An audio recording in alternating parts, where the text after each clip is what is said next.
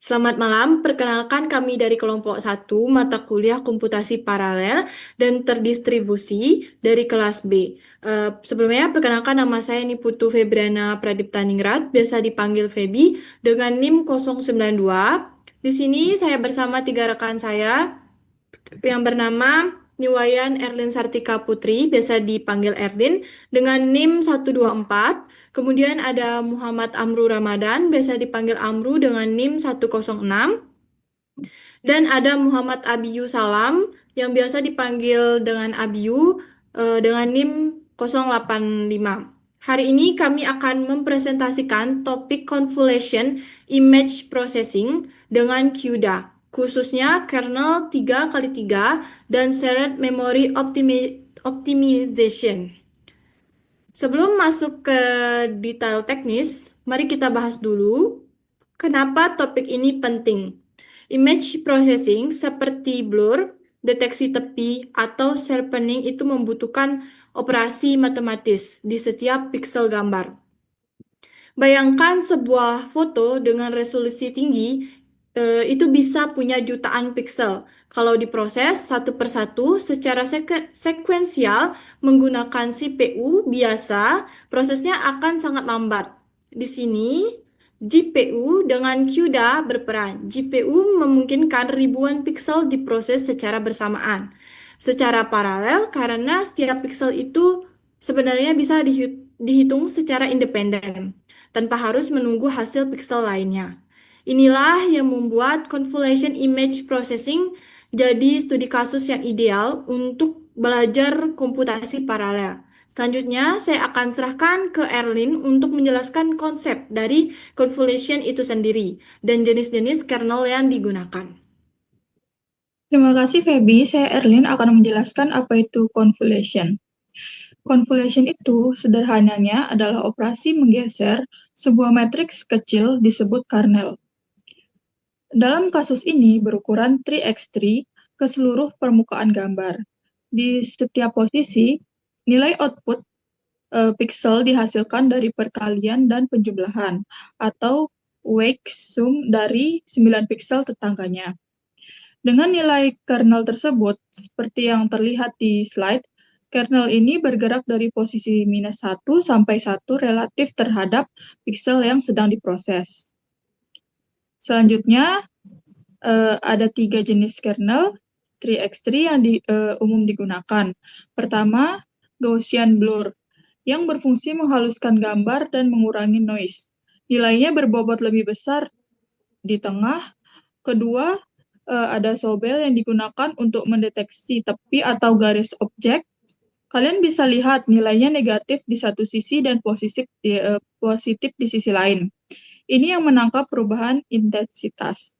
Ketiga, sharpening, yang mempertajam detail gambar dengan nilai tengah yang besar dan nilai sekitarnya negatif.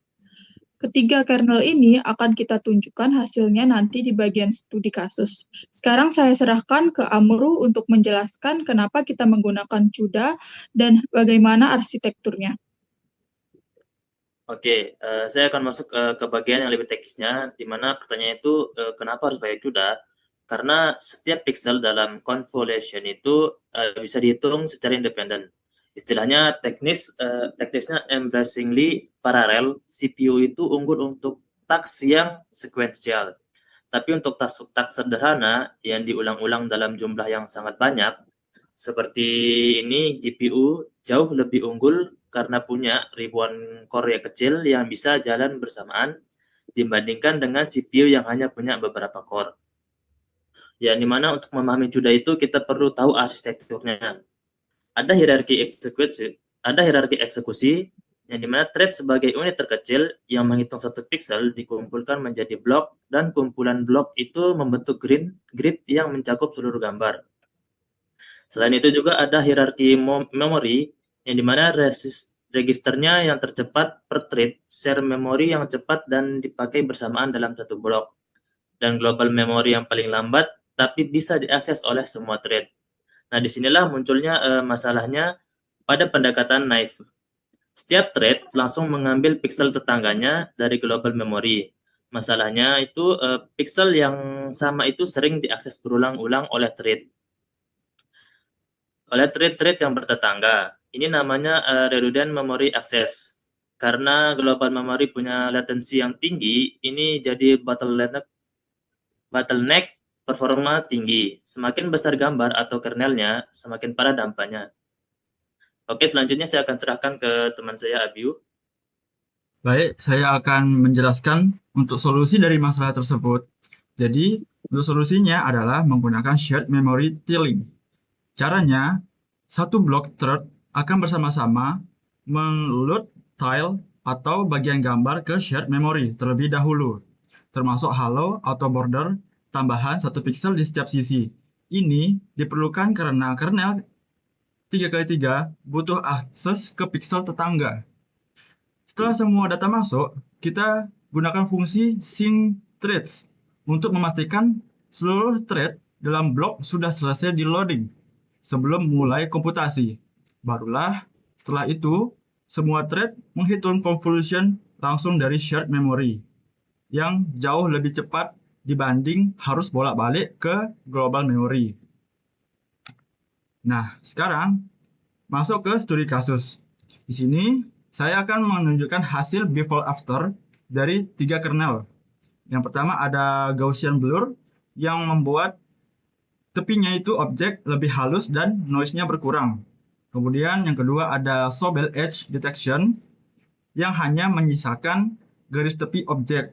Dan yang terakhir ada sharpening yang membuat kontras antar tepi meningkat dan detail yang lebih tegas. Jadi visualisasi ini juga kami ambil referensinya dari setosa.io atau untuk memproses image kernel.